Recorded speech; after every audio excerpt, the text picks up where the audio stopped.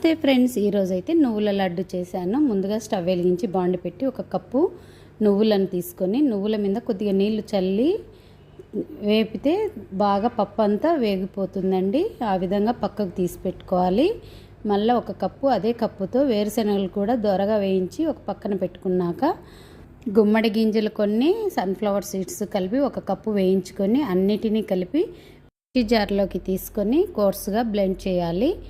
పప్పులు ఏ కప్పుతో అయితే తీసుకున్నామో అదే కప్పుతో బెల్లం కూడా తీసుకొని అంతటిని కలిపి ఒకసారి మెత్తగా ఫైన్ పేస్ట్ లాగా మిక్సీ పట్టుకోవాలి. ఇదంతా ఒక బౌల్లోకి వేసుకొని కొద్దిగా ఎండు కొబ్బరి తురుము వేసుకొని మీడియం సైజు మనకు కావాల్సిన సైజులో లడ్లను అయితే తయారు చేసుకొని రోజు ఒక లడ్డు ఈవినింగ్ టైం తీసుకుంటే ఎంతో మన బాడీకి కావాల్సిన కాల్షియం అయితే లభిస్తుంది. మీ అందరికైతే నచ్చింది అనుకుంటున్నా. లైక్ చేయండి, షేర్ చేయండి, కామెంట్ చేయండి. థ్యాంక్